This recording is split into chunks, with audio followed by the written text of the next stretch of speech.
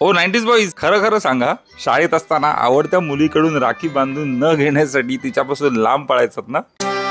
अख्ख्या जगाच्या पोरींनी राखी बांधली तरी चालेल, पण त्या एका पोरीने राखी बांधू नये याची खूप काळजी घेतली जायची बाबा. आम्ही पोरं असं दाखवायचं की आम्हाला काही पोरींमध्ये इंटरेस्ट नाही, त्यागिरी असते. पण प्रत्येक मुलाची ना एक तरी सिक्रेट गर्लफ्रेंड त्याच्या मनात असायची. प्रत्येकाला शाळेत असताना ना एक तरी मुलगी आवडायची. घंटा तोंडावर कळून देत आहेत. पण बाकीची पोरं साली हरामी होती ना, चुकून कळालं तर गावभर बोंबलतील, बाथरूम मध्ये शाळेच्या भिंतीवर साली नावं लिहितील. ती एक मुलगी तर आठवतच असेल जी अख्ख्या वर्गात सुंदर होती आणि मेली सगळी पोरं तिच्यावरच मारायची. तिलाच माहित नसायचं तिच्यासाठी कोण कोण कोणासोबत काय बाहेर मारा करतोय. आपल्या क्रशला हळूच तिरक्या नजरेने बघायचं. ती जर का चुकून तुमच्यासोबत बोलली तर बाई डायरेक्ट ढगात. तिच्या मैत्रिणी पण तिला इशारे करून सांगायची, तो आला तुझ्याचकडे बघतोय.